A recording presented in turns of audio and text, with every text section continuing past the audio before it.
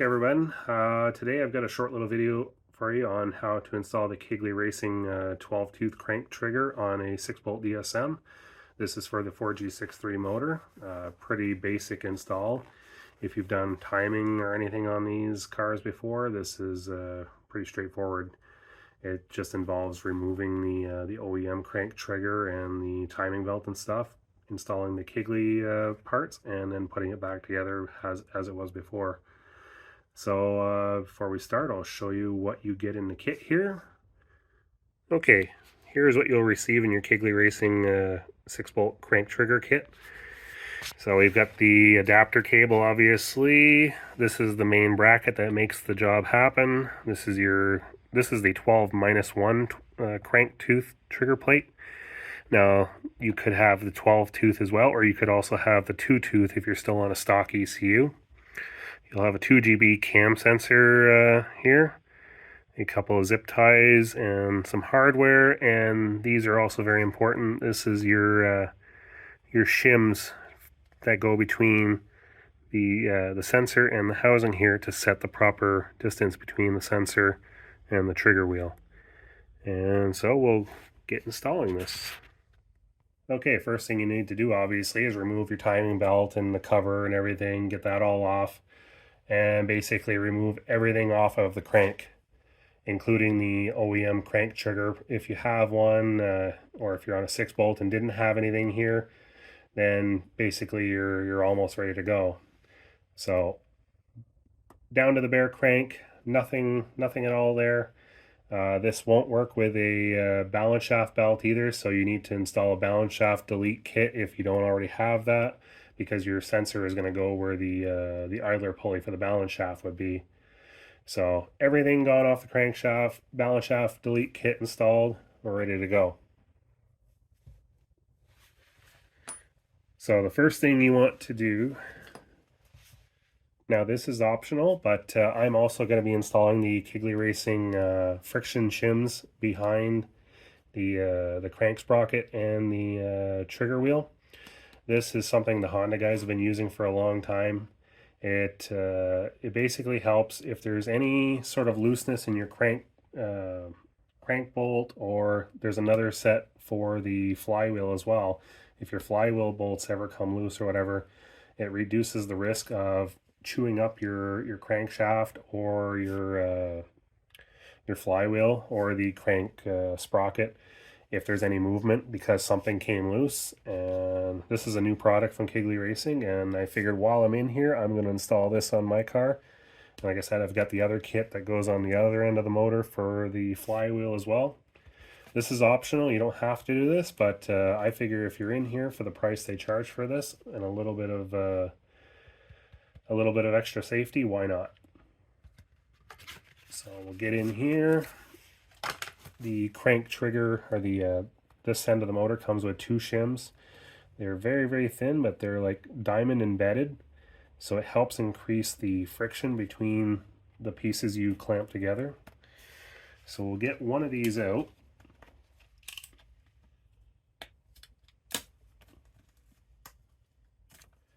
And one of these is going to go,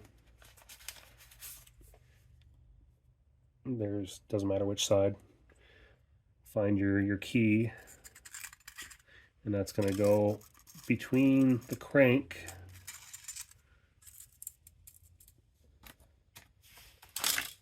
and your sensor wheel. So the wheel goes on with the teeth basically facing into the motor.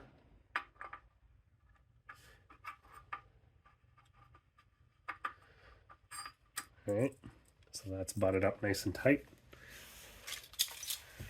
Now we'll take the other one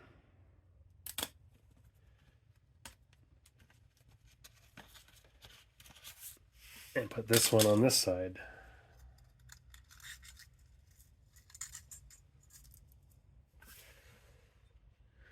And then finally, we'll put our crank sprocket back on. Just like that. I'm not going to put the bolt in right yet because I want to make sure everything is good in case we need to pull something back off. I don't think we'll have to, but Now we'll get the bracket on for the sensor. So this is your bracket. And you'll need the flathead Allen bolt here in this hole, and the longer hex nut with a washer in the back hole.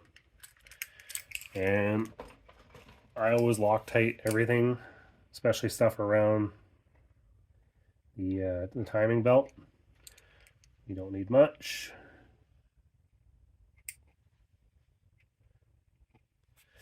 If there's anything that could come loose and damage the timing belt, I make sure there's Loctite on it.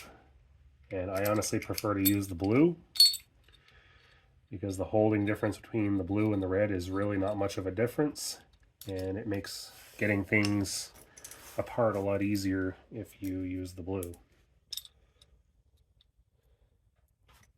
And if you have a DSM, you know it's going to come apart. So don't bolt it together like it's permanent, because it's not going to be.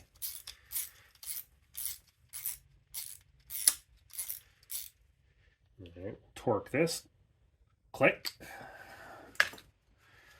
And I have my torque Allen key. Click. There we go. So now comes the sensor install. And this is what you need the shims for, because we want to given a certain distance here between the sensor and the trigger plate for the sensor to work properly. And according to the directions from Kiggly Racing, it is between 25 and I think it's 35 thousandths. So I've got a 25 thousandths feeler gauge here. And if I push this in all the way,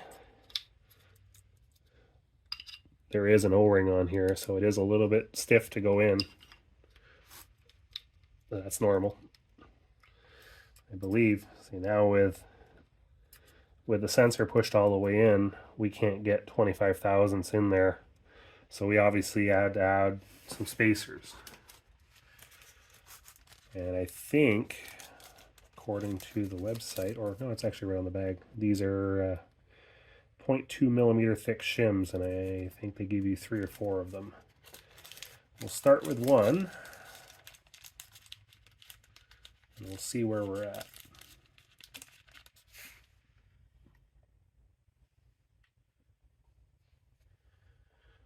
So this will go between the sensor and the bracket. So it's a little tricky to get it in there, but not too bad. Just make sure it is actually in there. And then we'll go and tighten it down once I find my ratchet. I haven't moved, but ratchets always seem to disappear. Yeah, I can get this a little bit tighter. I will put Loctite on this bolt as well, but just for while we're checking things here and getting the spacing right, I'm not going to put any Loctite on it, because I'm pretty sure one washer is not going to be enough. Alright, so we have one washer in there. We're tight. We'll take our feeler gauge. Still too tight. I can't even get 25 thousandths in there.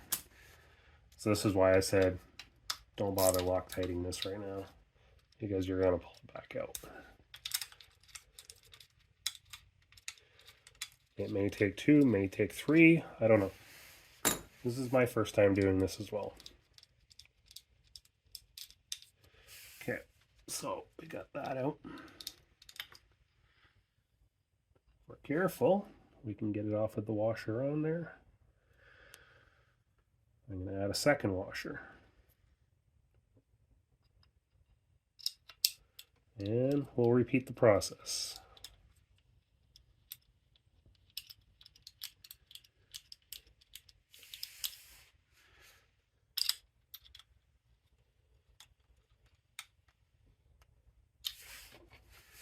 Snug.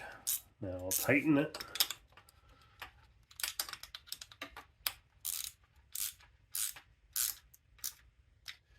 That's tight. Let's try our 24 thousandths feeler gauge again. It's just starting to fit, so that's just really on the tight spec. So I think one more washer and we're going to be good. It's just starting to get in on the edge. So take it back out, add one more. I'd prefer it to be on the tight spec rather than the loose spec, but I also don't want it too tight where it's going to damage the sensor. Now these parts are machined really nicely. I doubt there is much risk of it touching. If it doesn't touch, it's not going to touch another spot, I don't think. But say if you have any crank run out or anything like that, that's when things could get a little bit interesting. Did I lose one of the washers? No, they're both there. They're just so thin, it's hard to tell that they're both there. So I'll add a third washer.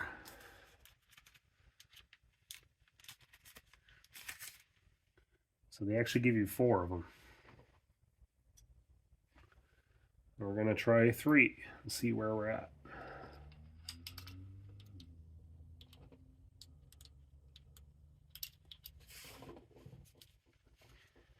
Now you don't have to have your motor on an engine stand to do this either. You could do this in the car.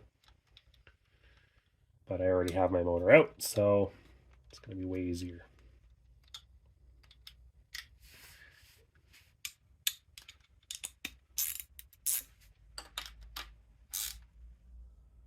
Snug. Take our 25 thousandths feeler gauge. We're still a little on the snug side. I can fit in further, but I think we'll add the final 4th washer just to be safe. I don't think it's going to matter that the crank is not, the crank sprocket is not tightened on yet, because everything fits really nice and tightly. If you want to, we could throw this in here. I always Loctite that, but this is just temporary for now. Again, temporary, just to say that it's in there. Just for shits and giggles. I'll tighten this back up now and see if that made any difference. I doubt it, but I could be wrong.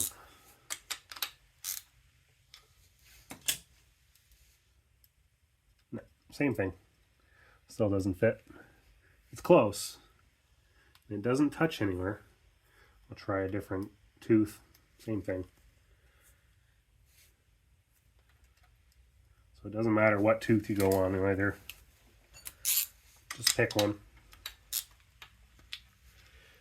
Now this crank trigger plate also has the timing mark on it as well. It's right there for a 6-bolt.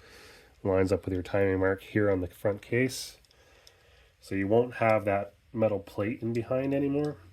You'll just be directly this plate onto the crank trigger. Okay, we'll pull this back out of there and try not to drop any of those washers.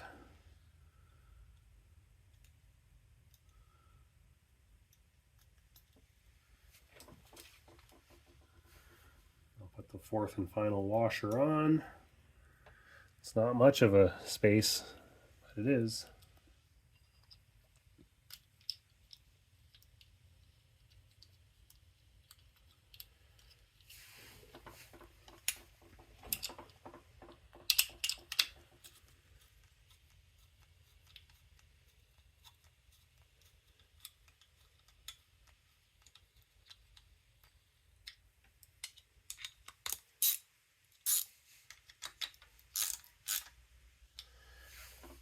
Here we are, that's in. There we go. There's 25 thousandths, and it's snug, but it passes. So that's exactly what we want. That's what the spec calls for. So there we go with that. Sensor's installed, although I'm going to take it back out, like I said, because I didn't put any Loctite on it the first time, because I knew it would be taking it in and out, and every time you take it in and out, you basically wash the Loctite off. So now that we know our proper depth, we can pull this back out and actually put our Loctite on. And make sure you've got all 4 washers there. Just a little dab Loctite. We'll put her back in for the final time.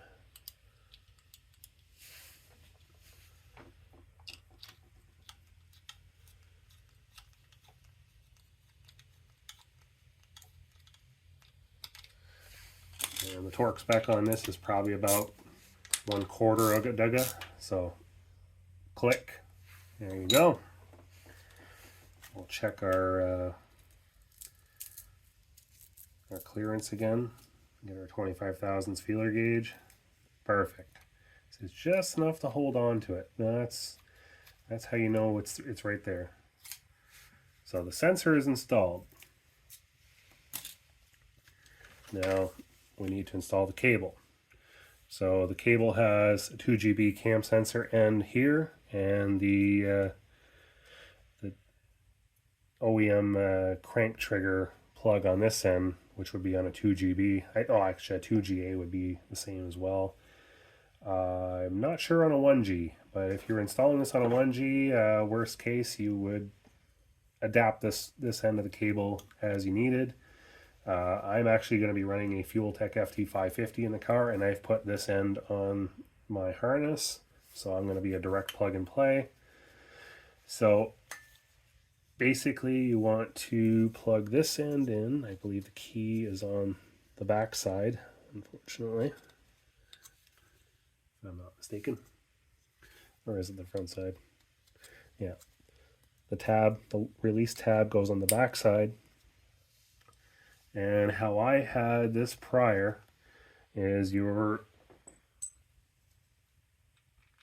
auto adjuster goes there. I run the cable in behind there. And what I did personally is on the 14 millimeter case bolt here, I took a large washer and cut the corners off of it. Ran my cable through here. This plate is loose, just sitting here. And I made a little notch right here in the cover. So this will fit through like so. And with this washer, you can tuck your wire down in nicely here. And I will put some Loctite on this afterwards. But basically, I gotta find my 14 millimeter socket. They always run off when you want them.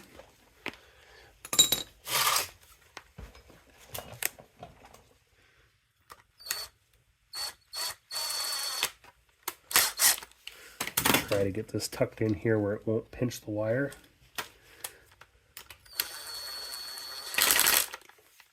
Like so. So it's nice and snug behind there. And once your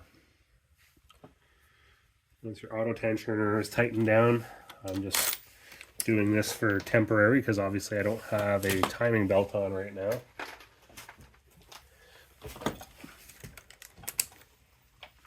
This is just for demonstration right now because obviously I don't have my timing belt or the motor together for that matter. So there we go. And once you're, let's get this in the right spot.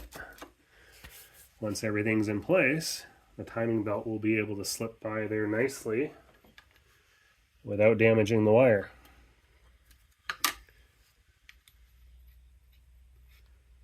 Let's find my belt. Again, this is just for demonstration purposes.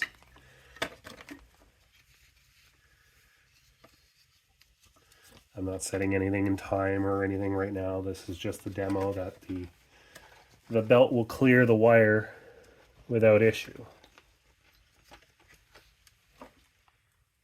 Sorry, it's kind of in the way there, but we have a nice space between the belt. The belt's all the way back in where it should be. Oops, almost. You didn't see that. So yeah, the belt is in where it should be. It can't get hit by the wire. So we'll be all good. So obviously you would do your timing up like normal. You've got a few little zip ties here, even some with some tabs on it to lock into various places. And keep your cabling nice and out of the way of anything that might snag it. This is the way I do it, and this is what worked for me before.